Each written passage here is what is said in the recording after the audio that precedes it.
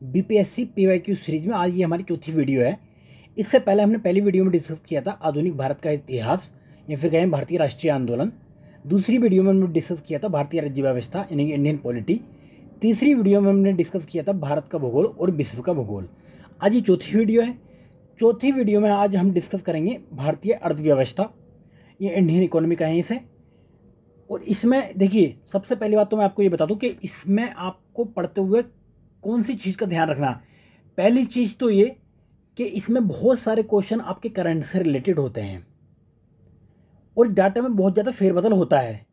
अब ऐसा नहीं कि आप सोचो कि पीवाईक्यू में तो इसका आंसर ये दे रखा था, अब इसका आंसर यही होना चाहिए। भाई साहब, ये क्लियरली मैं आपको बता रहा हूँ कि इसमें बहुत ज़्यादा फेरबदल देखने को मिलता है। ऐसा नहीं कि जो आपका मॉडर्न इंडिया में इसका आंसर ये है तो हाँ बीपीएससी ने एक बार ये इसका आंसर ये माना तो यही माना था। तो ये चीज़ आपको ध्यान रखनी है, पहली चीज़।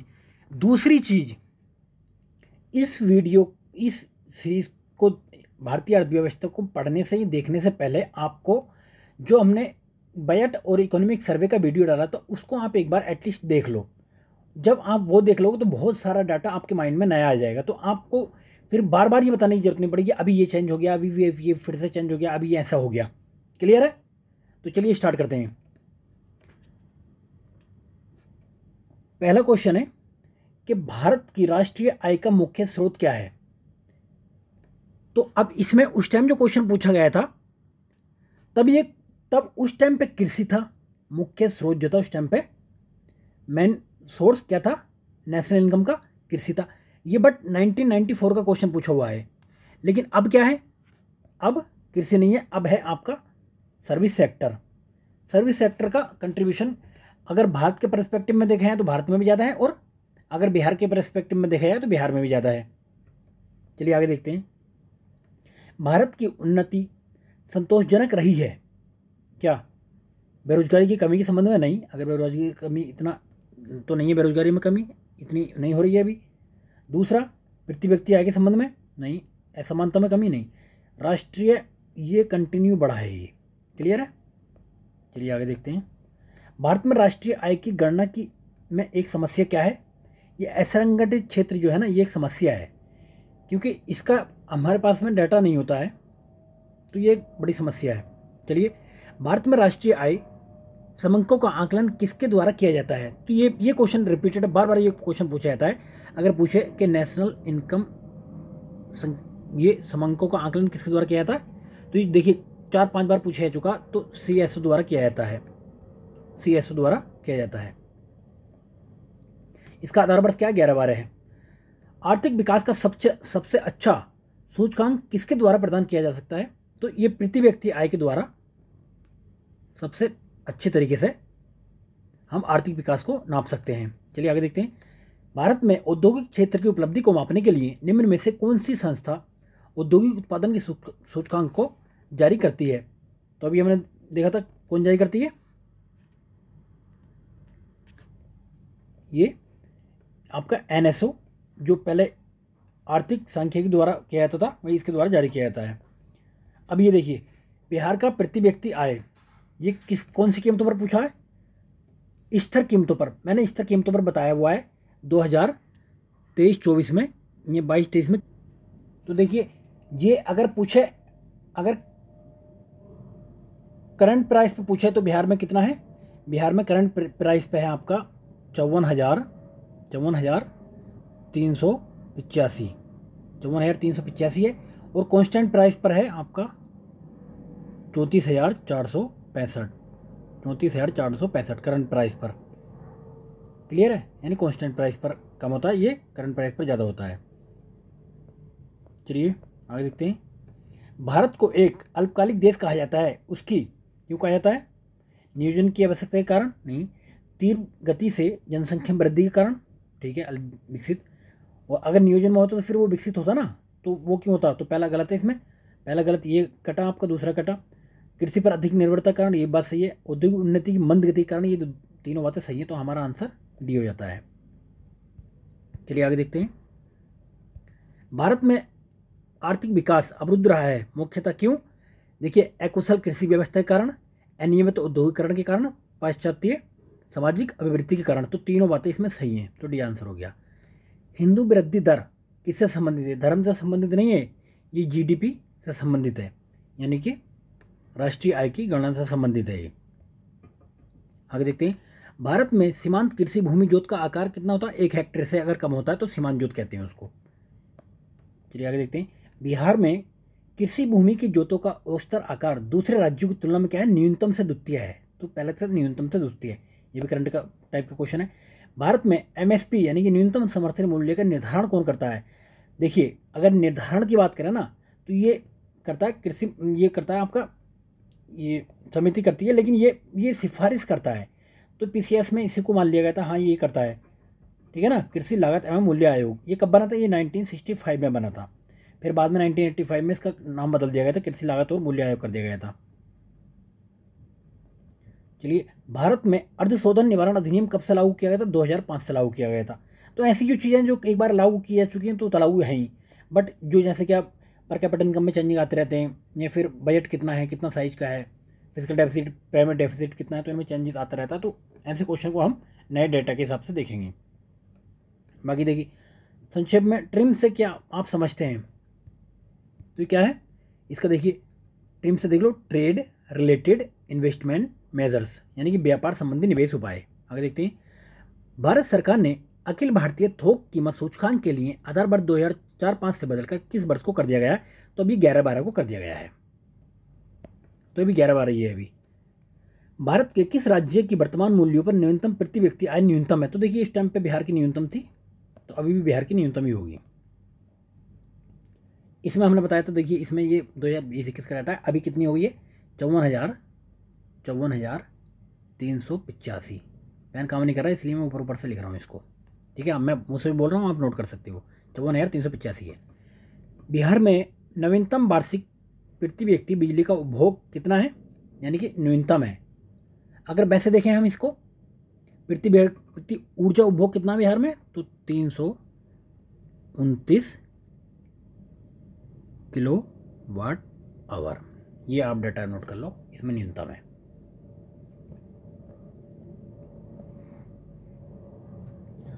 भारत में चावल उत्पादक राज्यों के रूप में उपयोग में कौन सा आरोही क्रम है? तो आरोही में आपको क्या बताना है? आरोही में छोटे से बड़ा बताना। तो सबसे बड़ा आपको पता ही पश्चिम बंगाल में है, उससे पीछे उत्तर प्रदेश होना चाहिए। तो उत्तर प्रदेश ये गलत है, ये गलत है, ये गलत है, पश्चिम बंगाल ये है आपका डी आंसर इसमें आ जाता है। चलिए आगे देखते हैं, भारत में किस राज्य में कपास की औसतन उत्पादन सर्वाधिक है? देखिए, उस टाइम पे यहाँ पे जो 17 क्वेश्चन है, तो औसतन उत्पादन सबसे ज़्यादा कहाँ पे थी? उस टाइम पे थी आपकी आंध्र प्रदेश में। अभी सबसे बड़े उत्पादक राज्य कौन से हैं इसके कपास के? आपका महाराष्ट्र हो गया पहले नंबर पर, दूसरे पर गुजरात हो गया, तीसरे पर तेलंगाना हो गया। नेक्स्ट देखते हैं, कौन सा एक 20वीं शताब्दी के 60वें दशक के अंतिम दौर की हरित क्रांति की प्रवृत्ति का उचित वर्णन करता है? तो ये मैंने ऐसे बताया तो कि अगर ऐसा कोई भी कुछ बड़ी क्रांति सी हुई है तो अधिकतर बातें उसमें सही होती हैं, जैसे कि उच्च उपज किस्म कार्यक्रम है ना, गहन कृषि जिला कार्यक्रम। तो ऐसी जो चीज़ें होती हैं ना, तो इसमें एक से अधिक है ना, उसका आंसर वो होता है। फिर चलिए देखते हैं, बिहार में प्रति 1 लाख जनसंख्या पर सड़क की लंबाई कितनी है? तो अब इसमें तो न्यूनतम अधिकतम दिया न्यूनतम, लेकिन अगर ये आपके घनत्व की बात करें तो घनत्व में आपका जो है घनत्व ज़्यादा है। यहाँ पे घनत्व के मामले में वो तीसरे नंबर पे है। तो सड़क घनत्व में पहले नंबर पे कौन है? पहले पे आपका केरला, दूसरे पे वेस्ट बंगाल, तीसरे पे आपका बिहार है, क्लियर है। चलिए,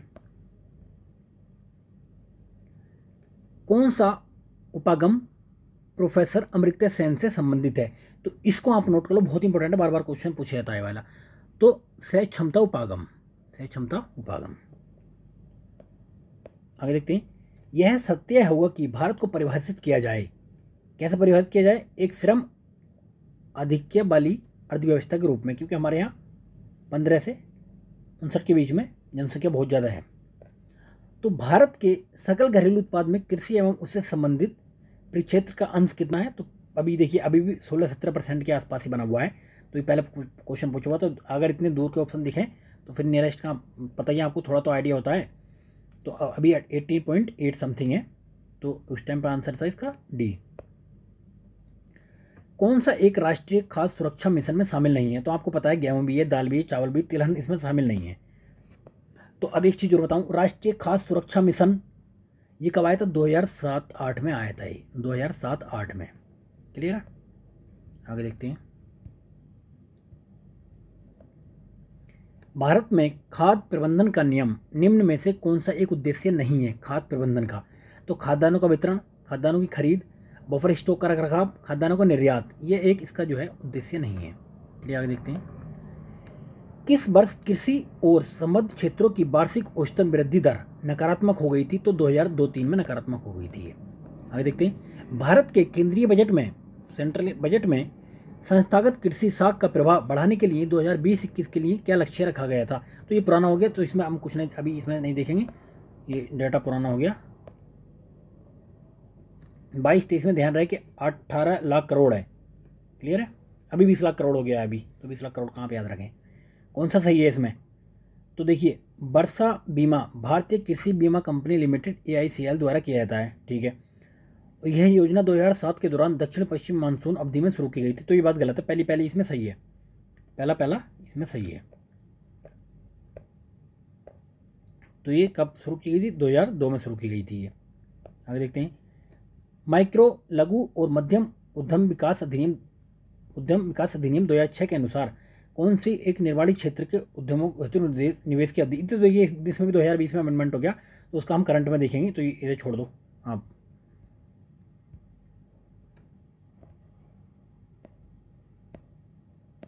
चलिए, यहाँ पर ये दे रखा है, देखिए 2020 में अमेंडमेंट हुआ है।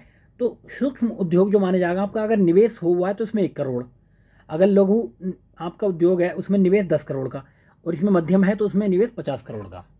अगर टर्नओवर की बात की जाए तो इसमें 5 करोड़ है, इसमें 50 है, यानी 5 से मल्टीप्लाई कर दो, इसमें जो 250 है। तो 1 5 10 50 50 250। क्लियर है? अब ये बजट और सर्वे का देखिए, वर्तमान में FDI बीमा क्षेत्र में कितना है? तो 74% है, अभी 100 नहीं हुआ है इसमें। क्लियर है? केंद्र सरकार के भारी उद्योग एवं सार्वजनिक उद्यम मंत्रालय द्वारा लघु रत्न श्रेणी उद्योग को अधिकतम कितनी धनराशि तक वित्तीय सहायता दी गई है? तो कितनी? 5000 करोड़ मिनी रत्न को। चलिए, सरकारी व्यय को नियंत्रित करने का प्राधिकारी कौन है? तो इसमें वित्त मंत्रालय है। आगे देखते हैं। केंद्र सरकार के निम्नलिखित महत्वपूर्ण कर राजस्व के स्रोतों पर विचार कीजिए। तो निगम कर है, ये कब का क्वेश्चन? 2015 का। और निगम कर के अलावा अन्य कर, कस्टम, ये हो गया आपका पहला नंबर पे। तो अभी इसमें हम बजट के हिसाब से देखेंगे, अब रोहित क्रम में बताना है, तो हम जो बजट है लेटेस्ट बजट उसके हिसाब से देखेंगे हम। अभी तो GIC के नाम से आप ट्रिक याद कर लो, GIC, GST, और ये आपका इनकम टैक्स है, ये कॉर्पोरेट टैक्स है। GIC के नाम से याद करो इसे बस। चलिए आगे देखते हैं। भारत सरकार की आय का सबसे बड़ा स्रोत क्या है? तो उस टाइम पे प्रत्यक्ष करता, ये घटता बढ़ता रहता है। ठीक है, तो अभी कितना है? अभी प्रत्यक्ष और अप्रत्यक्ष इतना है 51.8, और ये अप्रत्यक्ष कम है। ठीक है, तो प्रत्यक्ष ज़्यादा है। चलिए आगे देखते हैं। निम्नलिखित में कौन सा सबसे बड़ा एकल साधन कौन सा है जिससे भारत में राजस्व कर से सरकार को आय होती है? तो देखिए, ये बहुत पुराना क्वेश्चन है, अभी आपका GST है, GST याद रहे, GST है पहले नंबर पे। भारत में आय का सबसे बड़ा स्रोत क्या है? प्रत्यक्ष कर है, उसमें भी आपका सबसे पहले अगर पूछे तो वैसे उसमें इनडायरेक्ट में GST। तो ब्याज भुगतान का एक आइटम है क्या? राजस्व व्यय का। राजकोषीय घाटा क्या है? देखिए, इस टाइप की डेफिनेशन पूछी जा सकती है। राजकोषीय घाटा क्या होता है? बजटीय घाटे का योग और सरकार का बाजार ऋण तथा दायित्व। तो इससे जो हमारा ये राजकोषीय घाटा आता है। और प्राथमिक घाटा कैसा था? राजकोषीय घाटे में से जब हम ब्याज अदायगी घटा देते हैं ना, तो आपका प्राइमरी डेफिसिट आ जाता है। ये चीज़ आप ध्यान रख लो, क्योंकि ये डायरेक्ट मैच द फॉलोइंग में करके कैसे भी करके पूछा जा सकता है आपसे। बजटीय घाटा क्या होता है भाई? कुल प्राप्तियां में से कुल व्यय घटा दो, बजटीय घाटा निकल जाएगा। अगर व्यय ज़्यादा हो रहा तो भाई बजट का घाटा हो रहा है आपका। राजस्व घाटा क्या है? राजस्वीय प्राप्तियों में से राजस्व व्यय घटा दो। राजकोषीय घाटा क्या है? बजटीय घाटा प्लस सरकार का ऋण, मतलब जो ऋण लेकर पूरी करती है, तो बजटीय घाटा हो गया, ये राजकोषीय घाटा हो गया। भारत में राजस्व घाटे से तात्पर्य है कि, तो इसमें आप भारत सरकार को अपने उन वित्त पोषणों के लिए उधार लेने की आवश्यकता होती है जो पूंजीगत परिसंपत्तियों के परिणाम नहीं कर पाते हैं। तो ये देखिए, ये उस टाइम पे ये करंट का क्वेश्चन है। प्रभावी राजस्व घाटा किस बार केंद्रीय बजट में शामिल किया गया था? तो ये आप ये नोट कर सकते हो, 2011-12 में शामिल किया था। क्या? प्रभावी राजस्व घाटा, ये पूछा जा सकता है क्योंकि एक बार तो शामिल होगा, हर बार तो शामिल होगा नहीं। क्लियर है? तो आप इसमें पता होना जरूरी है आपको क्या पढ़ना है क्या छोड़ना है, कुछ भी नहीं रटना है इसमें। संशोधित मूल्यवर्धित कर का संबंध किससे है? तो उत्पाद कर से है। भारत में सेवा कर किस वर्ष प्रारंभ किया गया था? तो 94-95 में प्रारंभ किया गया था ये सर्विस टैक्स। क्लियर है? अभी बताना है आपको कि इनमें से कौन सा नीति कब आई थी। तो राष्ट्रीय कृषि नीति 2000 में आई थी, और समुद्री मत्स्य नीति 2004 में आई थी, और नवीन विदेशी व्यापार नीति 2014 में, ये आप नोट कर लो, और 7वां वित्तीय आयोग 1978 में। आगे देखते हैं। देखिए, नगद रिजर्व अनुपात ये क्या क्या नियंत्रित करता है? ये ऋण को नियंत्रित करता है। डी का तीसरा हो गया। और थोक मूल्य सूचकांक ये मुद्रास्फीति, और ट्राइसम ये रोजगार, ओपन जनरल लाइसेंस ये विदेशी व्यापार हो गया, नगद ये मूल्य नियंत्रण हो गया, ऋण नियंत्रण। भारत में बजट घाटे का पूरा करने की तदर्थ ट्रेजरी बिल प्रणाली को समाप्त कब कर दिया गया? 31 मार्च 1997 को। नेक्स्ट देखते हैं। भारत में मध्य अर्धशतक यानी कि मिड 50s में अपनाए गए महालनोबिस मॉडल का उद्देश्य क्या था? तो महालनोबिस मॉडल क्या था? भारी उद्योग की स्थापना करना, भारी उद्योग की स्थापना करना। तो कभी कभी ऐसा पूछ रहा था महालनोबिस मॉडल किस योजना से संबंधित है? तो द्वितीय पंचवर्षीय योजना से संबंधित है, द्वितीय पंचवर्षीय योजना से संबंधित है ये। संविधान के अनुच्छेद 113 के अनुसार वार्षिक बजट में कितनी अनुदान की मांगें संसद में पेश की जाती हैं? तो 102 अनुदान मांगे, इसमें कोई ऑप्शन नहीं, तो इनमें से कोई सा नहीं। आगे देखते हैं। योजना आयोग की स्थापना कब की थी? आपको पता है 1950 में की थी। इसकी जगह फिर 1 जनवरी 2015 को क्या आ गया था? नीति आयोग आ गया था। आगे देखते हैं। इनमें से कौन सा राष्ट्रीय विकास परिषद का हिस्सा नहीं है? तो ये सब हिस्सा हैं, इनमें से कोई नहीं। आगे देखते हैं। भारत सरकार के नीति आयोग जो आर्थिक नीति निर्धारण का चिंतक समूह है, नीति का पूरा नाम क्या है? तो नीति का पूरा नाम क्या है? National institute for transforming India, यानी कि राष्ट्रीय भारत परिवर्तन संस्थान, national institute for transforming India. चलिए आगे देखते हैं। भारतीय योजना आयोग के पदेन अध्यक्ष कौन होते हैं? प्रधानमंत्री होते हैं, और इसके भी नीति आयोग के प्रधानमंत्री होते हैं। तो ये कब आया था अस्तित्व में नीति आयोग? 1 जनवरी 2015 को आया था ये। चलिए आगे देखते हैं। सामुदायिक विकास कार्यक्रम का उद्देश्य क्या था? आपको पता होना चाहिए ये आया कब था ये। तो ऐसे कोई भी बड़े कार्यक्रम तो उनके कई उद्देश्य होते हैं, एक पर्टिकुलर छोटा सा उद्देश्य नहीं होता है। ठीक है, तो इनमें से एक से अधिक उद्देश्य होगा इसका, और ये आया था 1952 में आया था, 1952। क्लियर है? छठी पंचवर्षीय योजना के दौरान निम्नलिखित में से कौन सा एक कार्यक्रम शुरू किया गया था? तो एकीकृत ग्रामीण विकास कार्यक्रम शुरू किया गया था। कब शुरू किया गया था? 1980 से 1985 के बीच में। क्लियर है भाई? अंत्योदय कार्यक्रम सर्वप्रथम किस राज्य में शुरू किया गया था? तो राजस्थान में शुरू किया गया था। अंत्योदय कार्यक्रम 1977 में राजस्थान में शुरू किया गया था। राष्ट्रीय नियोजन में रोलिंग प्लान की अवधारणा लागू की गई थी कब? तो जनता सरकार के द्वारा लागू की गई थी रोलिंग प्लान 1970 से 80 के बीच में, जनता प्लान द्वारा। क्लियर है? चल योजना के बारे में विचार करना है आपको। चल योजना, तो इसमें चालू वर्ष के लिए एक योजना है जिसमें वार्षिक बजट शामिल होता है। क्लियर है? एक योजना जो 3, 4, 5 वर्षों के लिए निर्धारित की जाती है, बात ठीक है। यह अर्थव्यवस्था की आवश्यकता अनुसार प्रति वर्ष संशोधित होती है, ये बात भी ठीक है। तो 10, 15 और 20 वर्षों के लिए सापेक्ष योजना है। ये चारों बातें आपकी सही हैं। भारत में योजना आयोग अवकाश की अवधि क्या थी? तो योजना अवकाश 2-3 बार हुआ है। एक तो आपका 1966 से 69 तक हुआ था, उसके बाद में फिर रोलिंग प्लान के टाइम पे हुआ था। ठीक है, 3 बार हुआ था अभी तक ये, फिर पंचवर्षीय योजना बंद कर दी गई थी अब 17 के बाद। 11वीं पंचवर्षीय योजना का उद्देश्य क्या था? तो समष्टि आर्थिक विकास, समष्टि आर्थिक विकास। चलिए आगे देखते हैं। अब ये कुछ बैंक थे जो जिनका गठन किया गया था। अब कब किया गया था? तो इसका आपका जो भारतीय औद्योगिक ऋण और निवेश बैंक है, तो ये 1955 में बना था। उसके बाद भारतीय औद्योगिक विकास बैंक आपका बना था, भारतीय औद्योगिक विकास बैंक ये बना था 1964 में। और सबसे लास्ट में बना था आपका औद्योगिक और वित्तीय पुनर्गठन बोर्ड, ये 1987। तो फिर ये आयात निर्यात बैंक का भी याद कर लो आप, तो तो ये बना था 1982 में। चलिए आगे देखते हैं। निम्न में से भारत का कौन सा व्यापारिक बैंक विश्व के शीर्ष 100 बैंकों में शामिल है? तो ये उस टाइम पे करंट का क्वेश्चन था, भारतीय स्टेट बैंक था। अब जब हम करंट देखेंगे तो उसमें उस टाइम में ये क्वेश्चन दे रखे हैं। 12वीं पंचवर्षीय योजना के दौरान कृषि एवं सहायक क्षेत्र के लिए निम्न में से कौन सा एक औसत वार्षिक विकास दर का लक्ष्य रखा गया था? तो कितना रखा गया था? 4.0%। चलिए नेक्स्ट क्वेश्चन देखते हैं। निम्नलिखित उपभोक्ता मूल्य सूचकांक पर विचार कीजिए। इसमें पहला स्टेटमेंट है औद्योगिक श्रमिकों के लिए उपभोक्ता मूल्य सूचकांक। अभी क्या है, पहले ये तो पढ़ लो यार। केंद्रीय सांख्यिकी संगठन द्वारा संकलित किया जाता है। इनमें से कौन सा किया जाता है? तो औद्योगिक श्रमिकों के लिए उपभोक्ता मूल्य सूचकांक ये नहीं होता। कृषि श्रमिकों के लिए उपभोक्ता मूल्य सूचकांक ये नहीं होता।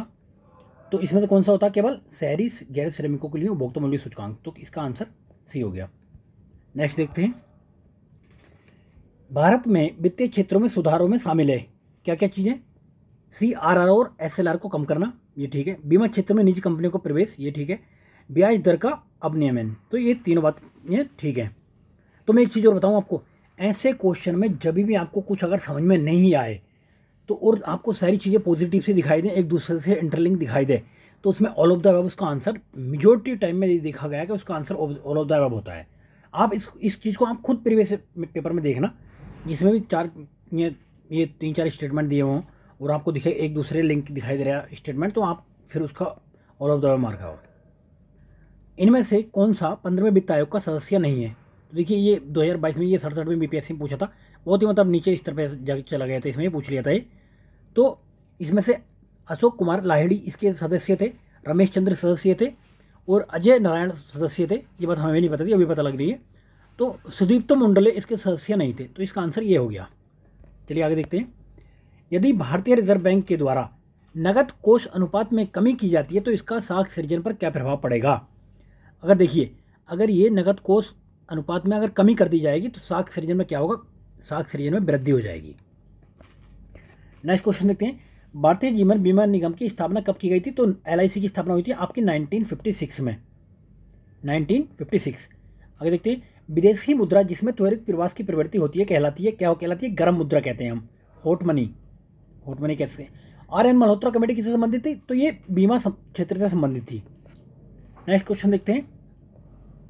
अब इसमें से कुछ कमेटी दे रखी है, तो कमेटी को इसमें मैच करवाना। सरकारी आयोग आपको पता होगा किससे रिलेटेड है, ये केंद्र और राज्य संबंध से रिलेटेड। श्री रंगराजन समिति बैंक से रिलेटेड है। और ये देखिए केंद्र राज्य संबंध था ना ये सरकारी समिति का, तो पहले का तीसरा इसमें है। बी का पहला हो गया, उसी का दूसरा हो गया। ये सरकारी समिति केंद्र राज्य संबंध, श्री रंगराजन गरीबी माप की, पारेख समिति इंफ्रास्ट्रक्चर और नर्सिंग समिति बैंकिंग सुधार से रिलेटेड। अब आपको बताना कि इनमें से कौन सा गलत है। ये इन चीज़ों को भी आप जब कोई ऐसा लेंदी क्वेश्चन दिखाई दे ना, तो उसमें आप स्टेटमेंट पढ़ लो कि कौन सी बात सही पूछ रहा है, गलत पूछ रहा है। तो अब इसमें देखिए पहला क्वेश्चन, पहला स्टेटमेंट देखते हैं। बैंक दर वह ब्याज दर है जो RBI अपने ग्राहकों से अपने अल्पकालिक उधार पर लेता है, ये बात ठीक है। रेपो दर वह ब्याज दर है जो RBI अपने ग्राहकों से उनके दीर्घकालिक यानी लॉन्ग टर्म उधार पर लेता है। तो दोनों बातें ठीक हैं। इकोनॉमिक्स की जब हम क्लास करेंगे एक पूरा, उसमें सारे कंसेप्ट डिस्कस करेंगे। अभी हमने इकोनॉमिक्स की कोई क्लास नहीं ली है, पहली बार हम ये जो है अभी इसके PYQ देख रहे हैं। नेक्स्ट देखते हैं। 1 रुपये के नोट पर हस्ताक्षर किसके होते हैं? अब कुछ लोग जो है वहाँ पे 1 रुपये का नोट जेब में तलाशने की कोशिश करेंगे, 10 का नोट तलाश करने की कोशिश करेंगे, होता नहीं, निकलता है नहीं। तो भाई 1 रुपये के नोट पर जो होते हैं वित्त मंत्रालय के सचिव के हस्ताक्षर होते हैं। बाकी सभी नोटों पर RBI के गवर्नर के होते हैं। आगे देखते हैं। इन योजनाओं को लागू करने का सही कालानुक्रम क्या है? तो EAS, ट्राइसेम, GRY, तो RLEGP। सबसे पहले तो आपको इनका नाम पता होना चाहिए, जैसे कि RLEGP का क्या है? रूरल लैंडलेस एम्प्लॉयमेंट गारंटी योजना। तो ये 1983 में आई थी। और उससे पहले कौन सी आई थी? ये आई थी ट्राइसेम आई थी 1979 में। तो पहले आई थी ट्राइसेम, उसके बाद में RLEGP, और उसके बाद ये आई थी आपकी GRY आई थी 1989 में। क्लियर है? तो हमारा ये आंसर हो गया D।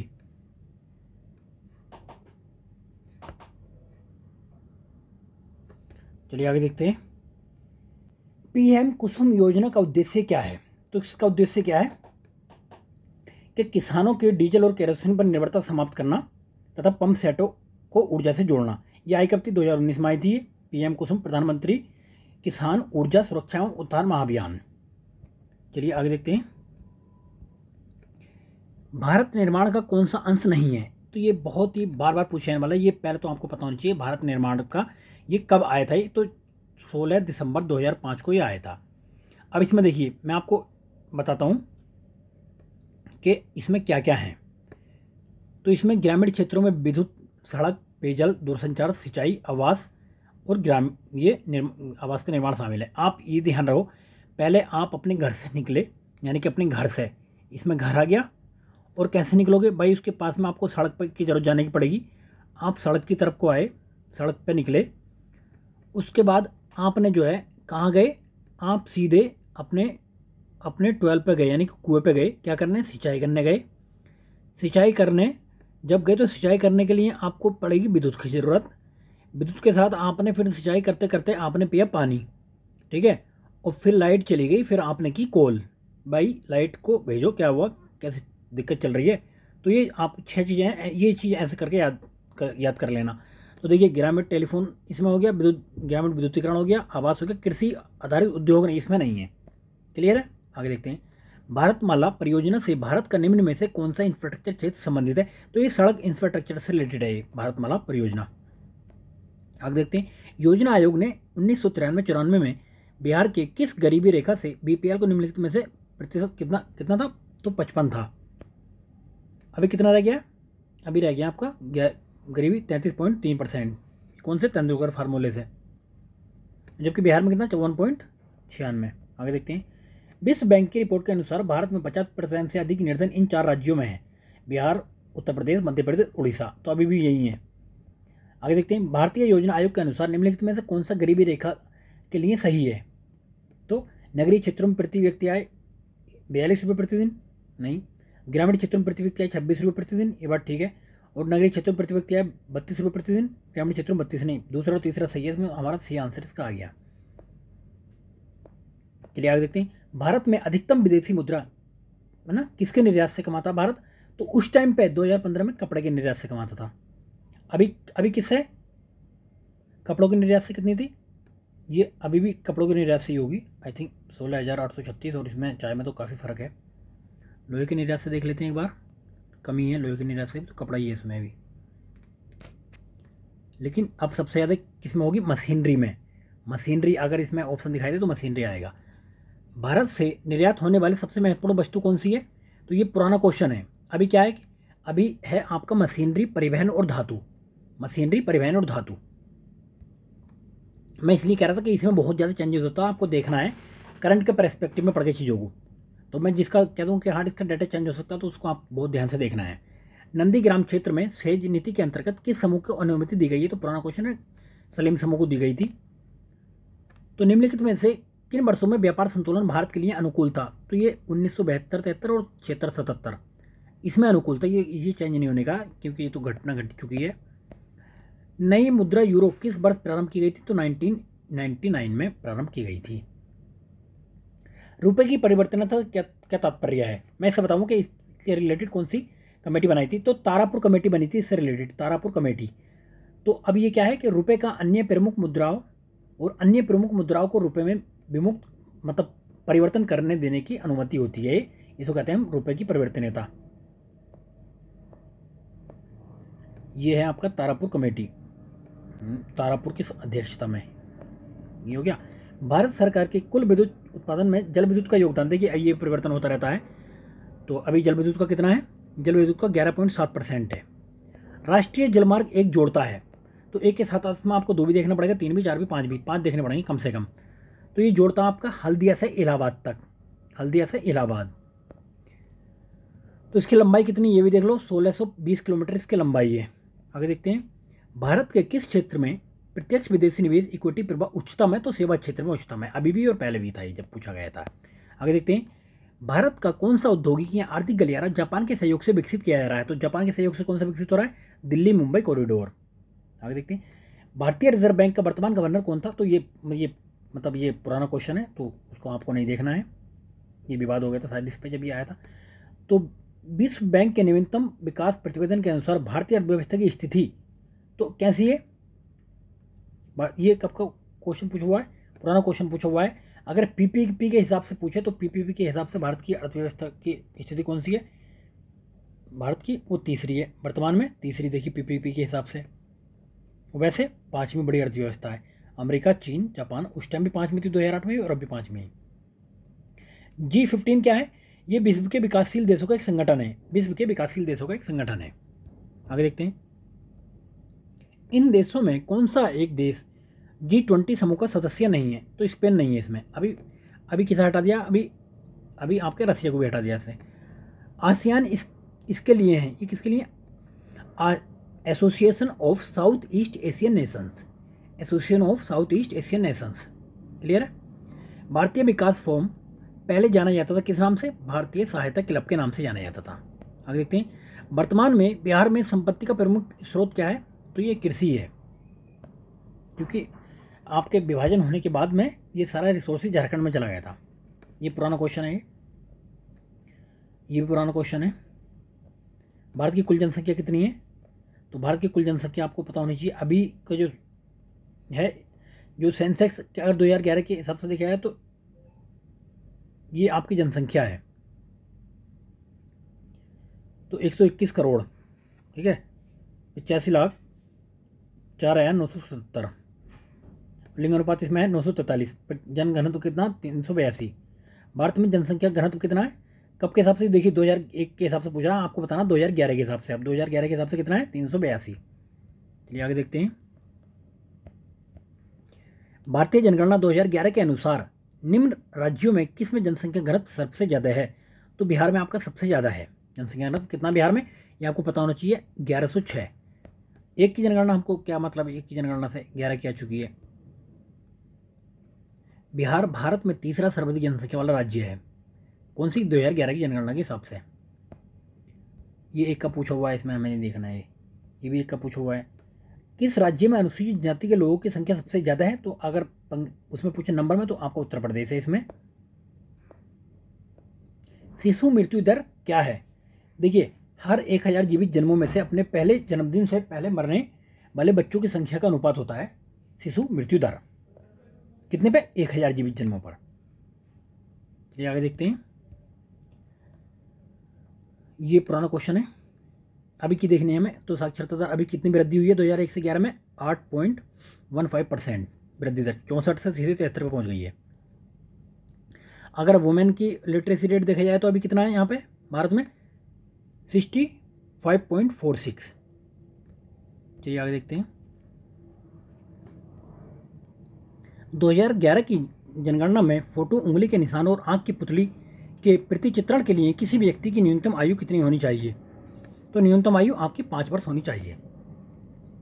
भारत में कृषि क्षेत्र में श्रम शक्ति के कितने प्रतिशत लोगों को प्रत्यक्ष रोजगार प्रदान करता है? अगर भारत की बात करें तो भारत में 65+ लोगों को प्रदान करता है। आगे देखते हैं, निम्नलिखित स्रोतों में किससे भारतवर्ष सबसे अधिक विद्युत प्राप्त करता है? तो किससे? तापीय से करता है। अभी भी तापीय से ही करता है, 59% समथिंग है। 1991 की आर्थिक नीति का लक्ष्य क्या था? तो मैंने बताया था कि ऐसा कुछ दिखाई दिया, तो इनमें से सभी था, उदारीकरण, निजीकरण, LPG इसको कहते हैं, भूमंडलीकरण। तेल और प्राकृतिक गैस ONGC कब स्थापित किया गया था? तो 1956 में स्थापित किया गया था ये। भारतीय अर्थव्यवस्था का कौन सा क्षेत्र सकल राष्ट्रीय उत्पाद में सबसे अधिक योगदान करता है? तो तृतीय क्षेत्र, यानी कि सेवा क्षेत्र भी कहते हैं इसको, समथिंग 53% योगदान करता है। निम्नलिखित में से भारत की राष्ट्रीय आय का सबसे मुख्य स्रोत क्या है? सेवा क्षेत्र है। सापेक्षिक निर्धनता, जिसे हम रिलेटिव पॉवर्टी कहते हैं, तो क्या है? ये आर्थिक असमानताएं हैं, आर्थिक असमानताएं दिखाता है। तो ये इसमें कैसे कैसे नापते हैं हम? तो या तो लारेंज विधि से नापेंगे, गिनी गुणांक से नापेंगे। किसने गरीबी निवारण के प्रभावपूर्ण अस्त्र के रूप में स्वयं सेवा समूह के विचार को दिया था? तो किसने दिया था? मोहम्मद यूनुस ने। कहाँ के थे? ये बांग्लादेश के थे। पिछले दशक के दौरान भारतीय अर्थव्यवस्था के किस क्षेत्र का महत्वपूर्ण विकास हुआ है? तो किसी का? तीसरे क्षेत्र का सबसे ज़्यादा विकास हुआ है। क्या वो बिहार की बात करें या भारत के पर्सपेक्टिव में देखें आपको? तो किसी देश की प्रति व्यक्ति आय प्राप्त की जाती है कैसे? राष्ट्रीय आय में से जनसंख्या, राष्ट्रीय आय एवं जनसंख्या दोनों से। आगे देखते हैं, प्रति व्यक्ति आय निकालनी तो राष्ट्रीय आय में से जनसंख्या को आप डिवाइड कर देंगे। तो भारत के आर्थिक सुधार का जनक किसे कहा जाता है? तो आपका PV नरसिम्हा राव को कहा जाता है। इन्हें 1991 की नीति की वजह से ही। वैश्वीकरण से में सम्मिलित नहीं है। क्या सम्मिलित नहीं है? आयात शुल्क में कमी करना वैश्वीकरण में है। वो आयात लाइसेंस का उन्मूलन, प्रत्येक विदेशी निवेश उन्मुक्त, सार्वजनिक क्षेत्र की इक्विटी का विनिवेश, ये नहीं है। चलिए आगे देखते हैं। जैसे जैसे अर्थव्यवस्था विकसित होती है, राष्ट्रीय आय में तृतीय क्षेत्र का अंश क्या होगा? बढ़ता जाता है। ये बढ़ता जाता है। संयुक्त राष्ट्र विकास कार्यक्रम यानी यूएनडीपी के अंतर्गत भारत में मानव विकास सूचकांक बनाने के लिए एक घटक के रूप में नहीं प्रयोग किया जाता। अभी आपको पता होना चाहिए कौन कौन प्रयोग, क्या क्या प्रयोग किया जाता। साक्षरता प्रयोग होती है, जीवन प्रत्याशा प्रयोग होती है, और प्रति व्यक्ति आय प्रयोग होती है। जन्म मृत्यु दर, शिशु मृत्यु दर, ये प्रयोग नहीं होते हैं। कौन सा आर्थिक अधिसंरचना में नहीं आता है? तो क्या नहीं आता है? शिक्षा और स्वास्थ्य। आगे देखते हैं। सामाजिक अधिसंरचना में से कौन सा शामिल नहीं होता? अगर सामाजिक में की बात है, शिक्षा देखिए सामाजिक होती है, क्योंकि वो स्वास्थ्य हो गया, आवास हो गया, तो ये तार संचार नहीं आता है। सरकार की नीति यानी कि मेक इन इंडिया का उद्देश्य क्या था? तो मेक इन इंडिया के 2-3 उद्देश्य थे। देखिए, एक तो ये था विनिर्माण की लागत को कम करना, उत्पाद के प्रतियोगी बनाना। तो इनमें से एक से अधिक उद्देश्य थे इसके। आगे देखते हैं। कौन सा एक औद्योगिक विकास के लिए प्रोत्साही नहीं है? तो कौन सा प्रोत्साही नहीं है? तो ये सारे प्रोत्साही हैं, इनमें से कोई नहीं। पूरा प्रारूप किसके द्वारा प्रदान किया था? तो एपीजे अब्दुल कलाम द्वारा प्रदान किया गया था। ये क्या था? ये बेसिकली जो शहरी क्षेत्र है उनके पास में जो ग्रामीण क्षेत्र है उसका मतलब निर्माण होता है, शहरी क्षेत्र की तरह डेवलप होते हैं, तो उन्हें कहते हैं पूरा। असंगठित क्षेत्र के श्रमिकों के लिए किस उद्देश्य से सामाजिक सुरक्षा योजना शुरू की गई थी? तो ये वृद्धावस्था पेंशन, व्यक्तिगत दुर्घटना, स्वास्थ्य, तीनों यानी कि सभी इसका आंसर है। प्रधानमंत्री ग्रामोदय योजना का अभी अब नहीं है। तो क्या नहीं है? प्राथमिक शिक्षा है, प्राथमिक स्वास्थ्य है, सड़क है, पोषण नहीं है इसमें। ये कब आया था? ये 2000 आपका आया था 2000 में और 2001 में। तो अब ये देखते हैं। ध्यानपूर्वक पढ़ना और बताना कि कौन सा कथन सही है। समेकित ग्रामीण विकास कार्यक्रम जैसे अन्य कार्यक्रमों को उतनी सफलता मिली है जितनी आशा की जाती थी। ये बात ठीक है? हाँ ठीक है। तो केंद्रीय ढांचे के कारण कार्यान्वयन अपर्याप्त रहा नहीं, तो ये बात सही नहीं है, तो इसका सही आंसर हो गया। नेक्स्ट देखते हैं। स्वच्छ भारत मिशन के द्वितीय चरण को किस समय अवधि के दौरान लागू किया जाना है? तो ये द्वितीय चरण कब से कब तक था इसका? 2020-21 से 24-25 तक। आईआरडीपी का मुख्य उद्देश्य क्या है? तो ग्रामीण विकास में निर्धनता निवारण करना। ग्रामीण विकास में निर्धनता निवारण करना, इसका फुल फॉर्म क्या है? Integrated rural development programme, IRDP. ये कब आई थी? ये छठी योजना आई थी 1980 में। आपको इसकी डेट भी याद रखनी है। भारत सरकार द्वारा समुदाय विकास योजनाओं की शुरुआत 2 अक्टूबर 1952 में की गई थी। ये भी बार बार पूछे जाने वाला क्वेश्चन है। किस वर्ष राष्ट्रीय विस्तार सेवा का प्रारंभ किया गया था? तो 1953 में किया गया था ये। प्रधानमंत्री श्रम योगी मानधन योजना के प्रत्येक ग्राहक को 60 वर्ष की आयु में प्राप्त होने वाली न्यूनतम अनुदान पेंशन प्रतिमाह कितनी होगी? तो कितनी पेंशन थी इसमें? इसमें 3000 रुपये पेंशन थी। कितनी एज के इसमें लोग भाग ले सकते हैं? 18 से 40 वर्ष की लोग भाग ले सकते हैं, और 60 वर्ष होने पर उन्हें पेंशन मिलेगी 3000 रुपये प्रतिमाह। आगे देखते हैं। कौन सा एक मनरेगा का उद्देश्य है? तो परिसंपत्तियों का निर्माण करना, सूक्ष्म सिंचाई की प्रोत्साहित करना, जल प्रबंधन, सब इनमें से एक से अधिक उद्देश्य हैं इसके। बिहार में भी कितनी और रख दी गई है इसकी? बिहार में 228 रुपये मजदूरी रख दी गई है। 228 रुपये पर डे के हिसाब से मजदूरी दी जाएगी मनरेगा कर्मचारियों को। भारत में सबसे अधिक गेहूं उत्पादन कहाँ पर होता है? उत्तर प्रदेश में होता है। आगे देखते हैं। दूसरे पर मध्य प्रदेश, तीसरे पंजाब। भारतीय अर्थव्यवस्था में संयुक्त क्षेत्र का क्या अभिप्राय है? तो संयुक्त क्षेत्र का, इसमें सरकारी और निजी दोनों क्षेत्र होते हैं। सरकारी और निजी दोनों क्षेत्र होते हैं, तो संयुक्त क्षेत्र कहते हैं। भारत में अधिकांश व्यक्ति बेकार हैं। मतलब किस चीज़ में बेकार है? कृषि क्षेत्र में। भाई कृषि क्षेत्र में लगे हुए हैं, तो जिसे छिपी बेरोजगारी या परिच्छन बेरोजगारी भी कहते हैं। ये फिर पूछेगा आपसे परिच्छन बेरोजगारी किस क्षेत्र में देखने को मिलती है? ये कहाँ पे? रूरल अर्बन एरिया में। तो रूरल एरिया में मिलती है, जबकि ये छिपी हुई बेरोजगारी का एक प्रकार है। भारत में भूमि सुधार के क्षेत्र में शामिल नहीं है। क्या शामिल नहीं है? किसानों को मकान देना, मकान ये क्या पर ऋण देना, तो ये नहीं। भूमि सुधार से संबंधित बिचौलियों की समाप्ति होगी, सहकारी कृषि और भू जोतों का एकत्रीकरण, ये इस टाइप के सुधार जितने भी होंगे वो आपके भूमि सुधार के क्षेत्र में माने जाएंगे। हरित क्रांति की सफलता की उपलब्धता पर निर्भर है क्या? तो ये भी कई चीज़ें इसमें निर्भर होती हैं। तो इसका क्या है आपका? बीजों की उच्च पैदावार। तो इसमें तो एक पूछ लिया, लेकिन अधिकतर में हो गया कि कई होते हैं इसमें। देखिए जैसे देखा, उर्वरक हो गया, कीटनाशक हो गया, है ना, पर्याप्त सिंचाई हो गया, तो इस टाइप से हो जाता है। विभाजन का कारण भारत का कौन सा उद्योग सबसे बुरी तरह प्रभावित होता है? जूट और रुई। देखिए जूट का अधिकतर उत्पादन होता है बंगाल की साइड में, तो और कारखाने रह गए थे इंडिया की साइड में, ठीक है ना। तो ऐसे ही रुई का इधर उत्पादन होता था पाकिस्तान साइड में। चलिए आगे देखते हैं। भारत किस उद्योग में सर्वाधिक लोग कार्यरत हैं? किसमें? कपड़ा उद्योग में है। अगर कृषि होता तो यहाँ पर कृषि दिया जाता। फिर भारत में सबसे प्राचीन बृहद स्टोर कौन सा है? स्तरीय उद्योग कौन सा? कपास है, सबसे प्राचीन है। आगे देखते हैं, तमिलनाडु में सर्वाधिक सूती वस्त्र के कारखाने कहाँ पे पाए जाते हैं? तो आपके कोयम्बटूर में पाए जाते हैं, कोयम्बटूर में पाए जाते हैं।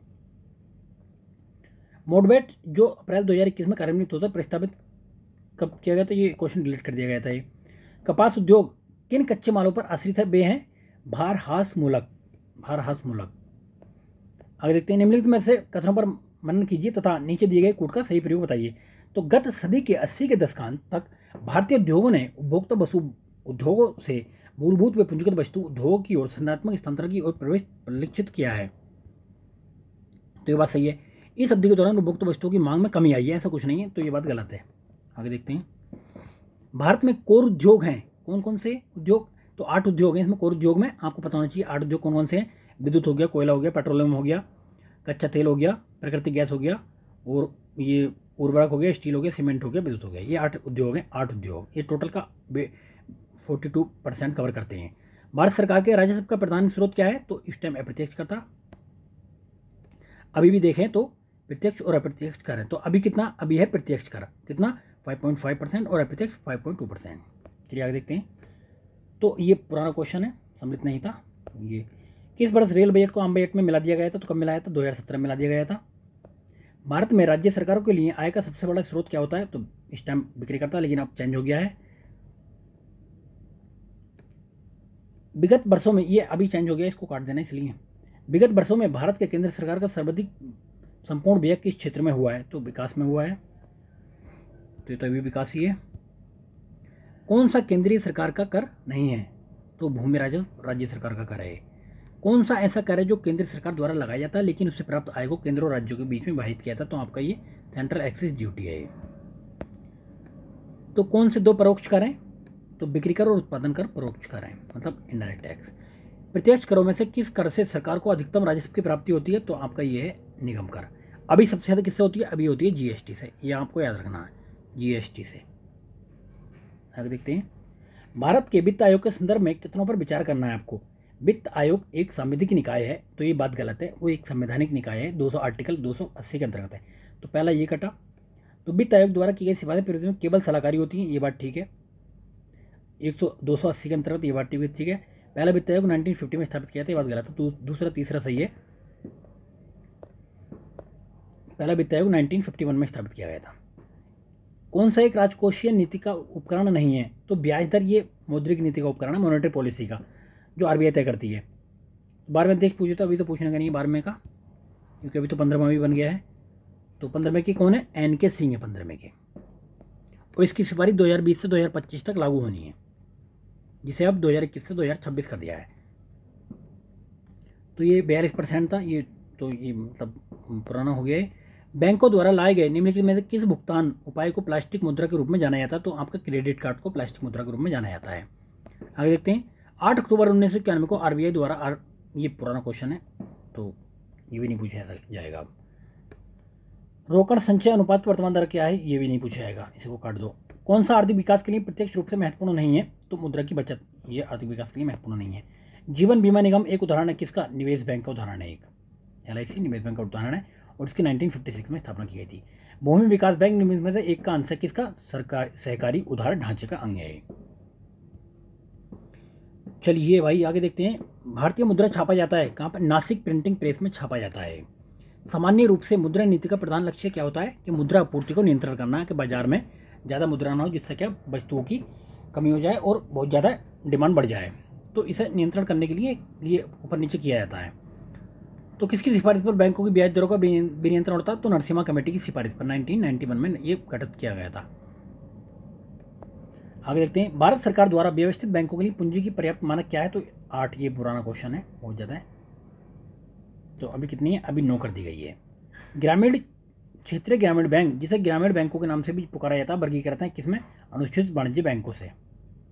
नाबार्ड उधार देता है किसको? कृषि एवं ग्रामीण विकास बैंक के विकास के बैंकों को, डायरेक्ट ये नहीं देता। नाबार्ड की स्थापना कभी की? तो ये पूछा जा सकता है। तो जुलाई 1982 में नाबार्ड की स्थापना की गई थी। तो भाई यार, अभी जो लोग भी सीरियस नहीं है एग्ज़ाम को होके भाई, सीरियस हो जाओ, क्योंकि कंपटीशन बहुत ज़्यादा बढ़ चुका है। अब ये नहीं है भाई एक स्टेट के लड़के एग्ज़ाम देते हैं, भाई दुनिया भर के लड़के आके पहुंच जाते हैं उधर। तो भाई टाइम है, सीरियस हो लो और अच्छे से मेहनत कर लो अभी। और भाई जिस भाई ने अभी चैनल सब्सक्राइब नहीं किया, चैनल सब्सक्राइब कर दो और बाकी वीडियो को कंटिन्यू देखो, क्योंकि अगर तुम्हें लग रहा फ़ायदा हो रहा तो भाई देखो, नहीं लग रहा तो भाई टेलीग्राम पे जाओ, PDF मिलेगी वहाँ पे, उसको पढ़ो और अपना काम निकालो। क्लियर है? ज़्यादा टेंशन नहीं लेने का। चलिए भाई, भारत में कृषि पुनर्वित्त प्रदान करने के लिए शिखर स्तर बैंक का नाम कौन सा है? तो ये आपका ये नाबार्ड है। दुर्लभ मुद्राएं, जिसे हॉट करेंसी के नाम से भी जाना जाता है, क्या होती है? ये विकसित देशों की करेंसी है। चलिए आगे देखते हैं। बेयर नेशनलिटीज इंडेक्स BNI के संदर्भ में कथनों पर विचार करना है आपको। तो आर्थिक सर्वेक्षण ग्रामीण और शहरी स्तरों पर बेयर ये नेसेसिटी इंडेक्स के साथ आया है, बात ठीक है। तो BNI और सभी राज्यों के लिए 2018 से ही बनाया गया है, ये बात गलत है। दूसरा गलत, दूसरा इसमें तीनों गलत, तो ये आ गया। कितने आयाम है इसके? 6 आयाम नहीं है, तो 26 संकेतक हैं। चलिए आगे देखते हैं। भारतीय अर्थव्यवस्था में किस पंचवर्षीय योजना काल के दौरान कीमत स्तर घटा है? तो किसके प्रथम के तहत घटा था? भारत में औद्योगिक वित्त का कौन सा इनमें से स्रोत नहीं है? तो नाबार्ड औद्योगिक वित्त का स्रोत नहीं है। और नाबार्ड बना कब था ये देख लो, जुलाई 1982 में बना था।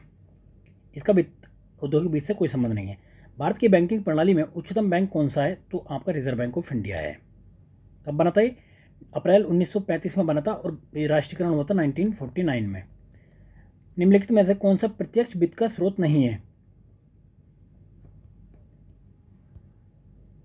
तो सभी प्रत्यक्ष वित्त के स्रोत इनमें से कोई नहीं, आंसर आ जाएगा। तो भारत में नोट निर्गमन प्रणाली आधारित है किस बात पर? न्यूनतम कोष प्रणाली पर। न्यूनतम कोष प्रणाली पर अगर आप बैंक से नोट छुपाएंगे तो आप उसके लिए क्या कहेगा?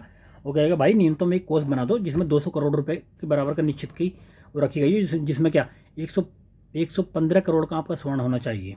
क्लियर है भाई? आगे देखते हैं। हाल ही में डीजल की कीमतें बढ़ाई गई हैं, ये तो करंट का क्वेश्चन है। तो अंतर्राष्ट्रीय मूल्य के स्तर में तदनुसार मूल्य निर्धारण हुआ था जो सरकार द्वारा बढ़ाया गया था। ये इस टाइप का क्वेश्चन करंट में पूछ लिया जाता है। भारतीय रिजर्व बैंक ने भारत के विदेशी व्यापार में धन लगाने की मदद की है किसमें? एक्सिम बैंक, इसका नाम ही ऐसा है। एक्सपोर्ट इंपोर्ट बैंक, तो विदेशी में अगर बात करेगा तो फिर यही है, बाकी तो कोई बैंक है नहीं। बना कब था? 1 जनवरी 1982 में बना था, ये भी चीज़ ध्यान रख लो। कुछ लिमिटेड बैंक हैं, उनकी डेट याद कर लो क्या जा रहा है। EPCG का पूर्ण रूप क्या है? तो export promotion capital goods. Export promotion capital goods, ये आपका सही आंसर हो गया। नाबार्ड की स्थापना किस पंचवर्षीय योजना के दौरान की गई थी? मैं कई बार बोल चुका हूँ नाबार्ड कब बना था, कब बना था, कब बना था। भाई देख लो, अब तो देख लो। तो छठी पंचवर्षीय योजना थी। कब से कब तक थी? छठी पंचवर्षीय योजना। पता नहीं, बिहार को तो बहुत ही प्यार पंचवर्षीय योजनाओं से खत्म हो गई, फिर भी क्वेश्चन पूछता उससे। तो ये जुलाई 1982 में बना था। ये कौन सी पंचवर्षीय योजना? छठी पंचवर्षीय योजना थी। मिलेनियम विकास लक्ष्य में शामिल नहीं किया गया किसको? 2 अंकों वाली आर्थिक वृद्धि दर को। बाकी सब मिलेनियम ये डिक्लेरेशन में शामिल थे। अब तो SDG आ गए तो उसमें उनको ध्यान रखो आप। कितने हैं SDG में? 2015 से 30 तक हैं और ये 17 लक्ष्यों को प्राप्त करने है इसमें UNDP का टारगेट। आगे देखते हैं। साप्टा का पूर्ण रूप क्या है? साप्टा दक्षिण एशियाई वरीयता व्यापार समझौता, यानी कि south Asia preferential trade agreement. SAPTA कब बना था? 1995 में। तो इसका ए आंसर हो गया। भारतीय रुपए की विनिमय दर निर्धारित होती है, कैसे निर्धारित होती है? तो ये बाजार कीमतों पर निर्धारित होती है। तो इनमें से कोई सा नहीं होगा इसका आंसर। ये बाजार में मांग और पूर्ति के आधार पर रुपए की विनिमय दर निर्धारित होती है। कब से? 1993 से। अपेक का पूरा नाम क्या है? तो एशिया पैसिफिक इकोनॉमिक कॉर्पोरेशन। ये बार बार पूछा जा रहा है कोई क्वेश्चन, ही तो ये रट लो भाई इसको। APEC Asia Pacific economic corporation. Clear है? आगे देखते हैं। अब ये फिर पूछ लिया साप्टा का। साप्टा कब बना था? 1995 में बना था। मैं बोल चुका हूँ भाई, इसकी डेट देख लो कम से कम। सार्क का सदस्य नहीं है, तो सार्क का सदस्य, सार्क पहले तो देखो बना कब था? 1985 में बना था सार्क। कौन कौन है? 7 सदस्य हैं। भारत हो गया, पाकिस्तान हो गया, श्रीलंका, नेपाल, बांग्लादेश, मालदीव, भूटान। चाइना भी नहीं है इसमें। और आपका म्यांमार है? म्यांमार भी नहीं है इसमें। क्लियर भाई? तो 2 नहीं थे। तो ऐसा क्वेश्चन पूछता क्यों BPSC यार? मतलब भांग पी के क्वेश्चन बनाए जाते हैं क्या? चलिए आगे देखते हो। कौन सा देश दक्षिण एशियाई क्षेत्रीय सहयोग संगठन का सदस्य नहीं है? तो कौन सा? अफगानिस्तान नहीं है। भारत के अद्यतन निर्यात आयात व्यापार के संबंध में निम्नलिखित में से विचार करना है। तो ये करंट का क्वेश्चन है इस टाइम का, उसको छोड़ दो। वैसे भी इसका डिलीट कर दिया था, ये भांग पी के बनाया था शायद। तो ये देखिए 2011-12 से भारत, ये भी पुराना क्वेश्चन है। ये भी देखिए इस टाइप के क्वेश्चन पर आपको ध्यान रखना है। बस मैं आपको ये इसलिए दिखा रहा हूँ इकोनॉमिक्स की ये क्वेश्चन कि आप पढ़ते हुए इन चीज़ को ध्यान रखो, बजट में, इकोनॉमिक सर्वे में, करंट में, और या फिर खुद से भी सर्च कर लो भाई, थोड़ी बहुत मेहनत खुद भी कर लिया करो यार, दूसरे कंधे पर रख के बंदूक छोड़ रहे हो यार तुम भी। तो भाई ये ऐसी चीज़ें खुद भी थोड़ा ध्यान लगाया करो यार। ये देखिए वर्ष 2019 और 20 में निम्न में से कौन सा देश भारत का सर्वाधिक व्यापार भागीदार वाला है? तो उस टाइम अमेरिका था, अब जो है चाइना है। अब चाइना है, ध्यान रहे कि अब चाइना है। क्लियर है? देखिए यहाँ पे दिया हुआ चाइना, अमेरिका। तो एक्सप्लेनेशन तो कायदे से पढ़ रहे हो यार। वर्ष 2017 में मांस और मांस से निर्मित वस्तुओं के निर्यात में देखिए ये पुराना क्वेश्चन है, तो कितनी भागीदारी? 2.5% थी, यानी कि 3% के करीब। ये पुराना क्वेश्चन है। निर्मित योजना है, मतलब ये लाभान्वित क्या है? निर्यात क्षेत्र। वर्तमान में देश ने ग्रहण किया है क्या? चालू खाता की पूर्ण विनियमितता। तारापुर कमेटी ने रिकमेंडेशन किया था, मैंने बताया था आपको। चलिए आगे देखते हैं। ये पुराना क्वेश्चन है। और ये वित्तीय संस्था विश्व बैंक समूह से संबंधित नहीं है। क्या नहीं है? एडीबी। तो बाकी विश्व बैंक की संस्थाएं हैं। WTO अस्तित्व में कब आया था? यह आया था आपका 1995 में। क्लियर है? भारतीय रुपए का महीनों में 2 बार अवमूल्यन किया कब? 1991 में अवमूल्यन हुआ था इसका। भारत के लिए किस देश में सर्वाधिक द्विपक्षीय सहायता आती है? तो उस टाइम पे जापान था इसका आंसर। अब क्या है? वर्तमान में अमेरिका। वर्तमान में अमेरिका है। अर्थशास्त्र में सन 1998 में, भाई ये तो गलत है, ये तो अभी तो पूछा ही नहीं जाएगा। ये रुपए का अंतिम बार अवमूल्यन कब हुआ था भाई साहब? ये हुआ था जुलाई 1991 में। क्लियर है? 1991। वर्तमान समय में भारत का सबसे बड़ा व्यापारिक भागीदार कौन है? तो अभी इसमें देखो यूएसए, क्योंकि चाइना इसमें ऑप्शन नहीं है, तो वैसे हमारा आंसर इसका चाइना होगा।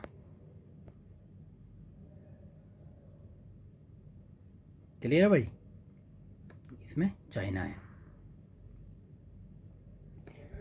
भारत में निर्यात प्रसंस्करण क्षेत्र कितने हैं? बहुत पुराना क्वेश्चन है, अभी तो बहुत ज़्यादा हो गए, तो इसमें ही 7 थे, तो 7 ही आंसर देखो इसका। PIO कार्ड स्कीम किससे मेल खाती है? तो ये इसका अभिप्राय भारतीय मूल के उन लोगों से जो विदेशों में आवास करते हैं। PIO कार्ड रखने वाले वीजा की जरूरी है? नहीं, तो गलत है, तो इसका पहला सही है। अंतर्राष्ट्रीय आर्थिक सहयोग में किसी तीसरे स्तंभ के रूप में जाना जाता है, तो किसे? विश्व व्यापार संगठन को, यानी कि WTO को तीसरे स्तंभ के रूप में जाना जाता है। ये देखिए फेवरेट क्वेश्चन इसका। पंचवर्षीय योजना किस अवधि में सत्य नहीं? कौन सी? प्रथम 51 से 56 थी, दूसरी 56 से 61 थी, तीसरी 61 से 66, चौथी 69 से 74 थी। गैप आ गया था इसमें बीच में, तो इसलिए ये सही नहीं है इसका। योजना आयोग ये क्या है? परामर्श संस्था है। अब तो खत्म हो गया, इसकी जगह नीति आयोग आ गया। 15 मार्च 1950 को गठन किया गया था, सिर्फ परामर्श दे सकता था ये। योजना आयोग का स्वरूप कैसा है? ये एकदम परामर्श संस्था। योजना आयोग का गठन किया गया था 1950 में गठन किया गया था। योजना आयोग क्या है? एक गैर संवैधानिक निकाय, संवैधानिक निकाय। भारत में नियोजित अर्थव्यवस्था आधारित है, कैसी है? मिश्रित अर्थव्यवस्था है, यानी कि इसमें निजी और सार्वजनिक दोनों का अस्तित्व है। 8वीं पंचवर्षीय योजना प्राथमिकता देती है, किसको देती है? रोजगार बढ़ाने को प्राथमिकता देती है। पंचवर्षीय रोजगार योजना का अंतिम अनुमोदन देता कौन? राष्ट्रीय विकास परिषद।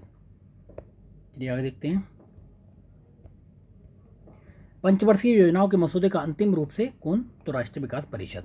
8वीं पंचवर्षीय योजना फिर बार पूछी यार, 1992 से 97 के बीच में। 8वीं योजना के अंतर्गत GDP को निम्न स्तर तक बढ़ाने के लक्ष्य निर्धारित किया गया था, कब? 5.6। तो अब तो पूछा ही नहीं जाएगा, बहुत पुराना क्वेश्चन है। योजना अवकाश यानी कि प्लान हॉलिडे, मैंने बताया था कि 66 से 69 तक बना था। आगे देखते हैं। भारत की 9वीं पंचवर्षीय योजना की, तो 1997 में से 2002 के बीच में। 7 में का तो ये पुराना हो गया। जिला नियोजन एवं विकास परिषद का प्रधान कौन होता है? तो जिला नियोजन पदाधिकारी होता है। आर्थिक नियोजन विषय क्या है? समावर्ती सूची का विषय है ही, कंकरेंट लिस्ट का। आगे देखते हैं। दूसरी पंचवर्षीय योजना किस पर आधारित थी? तो वो थी आपकी महालनोबिस पर, प्रोफेसर महालनोबिस पर आधारित थी। 10वीं पंचवर्षीय योजना की अवधि कितनी? 2002 से 7, फिर 11वीं की 7 से 12 और 12वीं की 12 से 17। चलिए, जनसंख्या वृद्धि के इतिहास में कौन सा वर्ष महाविभाजन का वर्ष कहलाता है? तो 1921 का, क्योंकि बहुत ज़्यादा निगेटिव में वृद्धि हुई थी सब। तो ये कितनी हुई थी? 1 पॉइंट नहीं, यहाँ पर है ये 0.19। डेमोग्राफिक डिविडेंड के रूप में किसे जाना था? 1921 को जाना जाता है।